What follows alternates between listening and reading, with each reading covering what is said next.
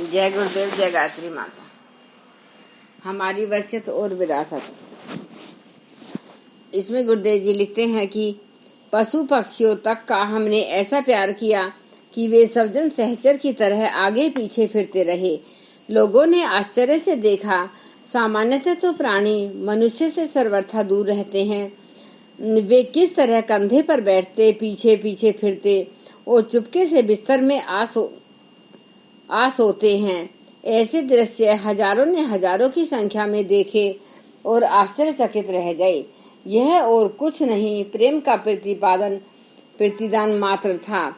धन की ही हमें समय समय पर भारी आवश्यकता पड़ती रही है। गायत्री तपोभूमि, शांति कुंज, ब्रह्म वर्चस्व की इमारतें करोड़ों रुपए मूल्य की हैं। मनुष्य के आगे हाथ न पसारने का व्रत निभाते हुए अचानक ही यह सारी आवश्यकताएं पूरी हुई हैं। पूरा समय काम करने वालों की संख्या 1000 से ऊपर है।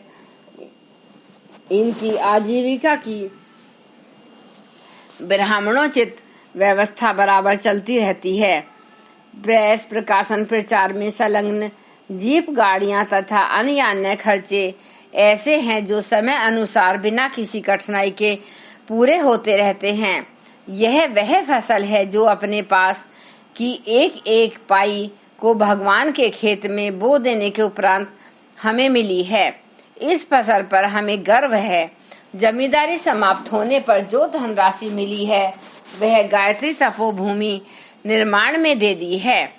पूर्वजों की छोड़ी जमीन किसी कुटुंबी को ना देकर जन्मभूमि में हाई स्कूल और अस्पताल बनाने में दी है।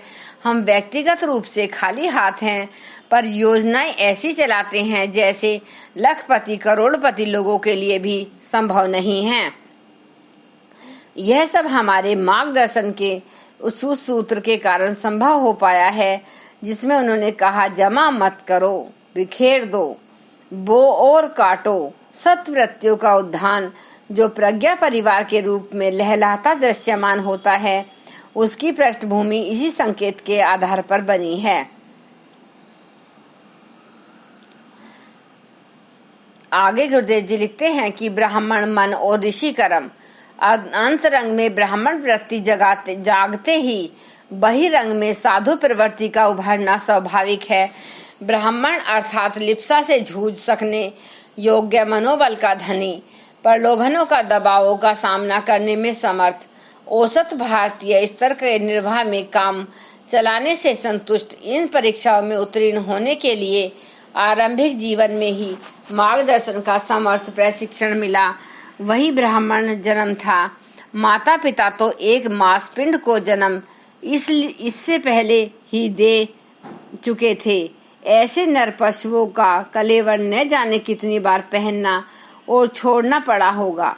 तृष्णाओं की पूर्ति के लिए न जाने कितनी बार पाप के पोटले कमाने, लादने, ढोने और भुगतने पड़े होंगे। और संतोष और गर्व इसी जन्म पर है जिसे ब्राह्मण जन्म कहा जा सकता है। एक शरीर नर पशु का, दूसरा नर नारायण का प्राप्त करने का सुयोग्य इस बार मिला है। ब्राह्मण के पास सामर्थ्य का भंडार बचा रहता है, क्योंकि शरीर यात्रा का गुजारा तो बहुत थोड़े से निबट जाता है। हाथी, ऊंट, भैंसे आदि के पेट बड़े होते हैं, उन्हें उसे भरने के लिए पूरा समय लगे तो बात समझ में आती है, पर मनुष्य के सामने वैसी कठिनाई नहीं है। 10 उंगली वाले 10 हाथ कमाने की 1000 तरकीबें ढूंढ निकालने वाला मस्तिष्क, सर्वत्र उपलब्ध विपुल साधन, परिवार सहकार का अभ्यास, इतनी सुविधाओं के रहते किसी को भी गुजारे में कमी न करनी पड़ती नहीं चाहिए, न असुविधा। फिर पेट की लंबाई चौड़ाई भी तो मात्र 6 इंच की है। इतना तो मोर कबूतर भी कमा लेते हैं। मनुष्य के सामने निर्वाह करने की कोई समस्या नहीं है। वह कुछ ही घंटे के परिश्रम में पूरी हो जाती है। फिर सारा समय खाली बचा रहता है। जिसके अंतराल में संत जाग पड़ता है, वह एक ही बात सोचता है कि समय, श्रम और मनोयोग की जो प्रखरता प्रतिभा हस्तगत हुई है, उसका सही उपयोग कहाँ किया जाए, कैसे किया जाए। इस प्रश्न का उत्तर प्राप्त करने में बहुत देर नहीं लगती। देव मानवों का पुरातन इतिहास इसके लिए प्रमाण उदाहरणों की एक पूरी श्रृंखला लाकर खड़ी कर देता है। उनमें से जो भी प्रिय लगे, अनुकूल पड़े, अपने लिए चुना अपनाया जा सकता है। केवल दैत्य ही है जिनकी इच्छाएं, आवश्यकताएं पूरी नहीं होती। कामनाएं, वासनाएं, तृष्णाएं कभी किसी को पूरी नहीं हुई हैं। साधनाओं के विपुल भंडार जमा करने और उन्हें अतिशय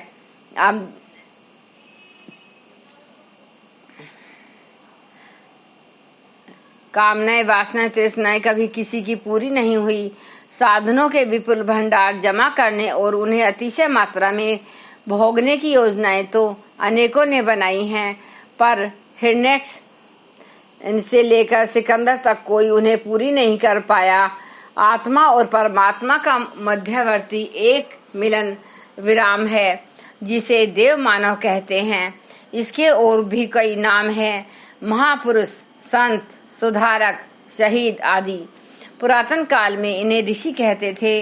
ऋषि अर्थात वे जिनका निर्वाह न्यूनतम में चलता हो और बची हुई सामर्थ्य संपदा को ऐसे कामों में नियोजित किए रहते हों जो आवश्यकता पूरी करे, वातावरण में सत्वृत्तियों का अनुपात बढ़ाए, जो श्रेष्ठता की दिशा में बढ़ रहे हैं उन्हें मनोबल अनुकूल मिले, जो विनाश को आतुर है उनके कुचक्रों को सफलता न मिले। संक्षेप में यही है कि वे कार्य निर्धारण जिनके लिए ऋषियों के प्रत्यक्ष और परोक्ष प्रयास अनवरत गति से चलते रहते हैं, निर्वाह से बची हुई क्षमता को वे उन्हीं कार्यों में लगाते रहते हैं। फलतः जब कभी लेखा जोखा लिया जाता है तो ऐसा प्रतीत होता है कि वे कितना कार्य कर चुके हैं, कितनी लंबी मंजिल पार कर ली है। यह एक एक कदम चलते रहने का परिणाम है, एक एक बूंद जमा करते रहने की गति को ही परिणित है। अपनी समझ में वह भक्ति नहीं आई जिसमें मात्र भावना पद ही हो, आचरण की दृष्टि से सब कुछ सम्य हो, न उनका कोई सिद्धांत स्वीकारा, न उनका कोई सिद्धांत जचा, न उस कथ्य के औचित्य को विवेक ने स्वीकारा। अतः जब जब भक्ति उमंगती रही, ऋषियों का मार्ग ही अनुकरण के योग्य जचा, और जो समय हाथ में था उसे पूरी तरह ऋषि परंपरा में खपा देने का प्रयत्न चलता रहा। पीछे मुड़कर देखते हैं कि अनवरत प्रयत्न करते रहने वाले कण कण करके मनो जोड़ लेते हैं, और चिड़िया तिनका तिनका बीन कर अच्छा खासा घोंसला बना लेती है। अपना भी कुछ ऐसा ही सुयोग्य सौभाग्य है। ऋषि परंपरा का अनुकरण करने के लिए कुछ कदम बढ़ाए तो उनकी परिणति ऐसी हुई कि जिसे समझदार व्यक्ति ही शानदार कहते हैं। अपने समय के विभिन्न ऋषिगणों ने अपने हिस्से के काम संभाले और पूरे किए थे। उन दिनों ऐसी परिस्थितियां, अवसर और इतना अवकाश भी था, समय की आवश्यकता के अनुरूप अपने अपने कार्यों को वे धैर्य पूर्वक संचित समय में संपन्न करते रह सके। पर अब तो आपत्ति काल है। इन दिनों अनेक काम एक ही समय में द्रुत गति से निपटाने हैं। घर में अग्निकांड हो तो जितना बुझाने का प्रयास बन पड़े उसे स्वयं करते हुए बच्चों को, कपड़ों को, धनराशि को निकालने ढोने का काम साथ साथ ही चलता है। हमें ऐसे ही आपत्ति काल का सामना करना पड़ा है और ऋषियों द्वारा हमारी हिमालय यात्रा में सौंपे गए कार्य में प्राय प्रत्येक को एक ही समय में बहुमुखी जीवन जीकर संभालना पड़ा है। इसके लिए प्रेरणा, दिशा और सहायता हमारे समर्थ मार्गदर्शन की मिली है, और शरीर से जो कुछ भी हम कर सकते थे उसे पूरी तरह तत्परता और तन्मयता के साथ संपन्न किया है। उसमें पूरी तरह ईमानदारी का समावेश किया है। फलतः वे सभी कार्य इस प्रकार संपन्न होते चले मानो कि वे किए हुए ही रखे हों। कृष्ण का रथ चलाना और अर्जुन का गांडी उठाना पुरातन इतिहास होते हुए भी हमें अपने संदर्भ में चरितार्थ होते दिखता रहा है। युग परिवर्तन जैसा महान कार्य होता तो भगवान की इच्छा, योजना एवं क्षमता के आधार पर ही है, पर उसका श्रेय वे ऋषि कल्प जीवन मुक्त आत्माओं को देते रहते हैं। यही उनकी साधना का पात्रता का सर्वोत्तम उपहार है। हमें भी इस प्रकार का श्रेय उपहार देने की भूमिका बनी और हम कृतकृत्य हो गए। हमें सुदूर भविष्य की झांकी अभी से दिखाई पड़ती है। इसी कारण हमें यह लिख सकने में संकोच रंच मात्र भी नहीं होता।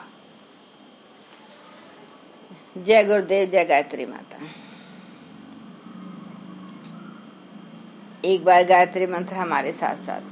ओम भूर्भुवः स्वः तत्सवितुर्वरेण्यं भर्गो देवस्य धीमहि धियो यो न प्रचोदयात्।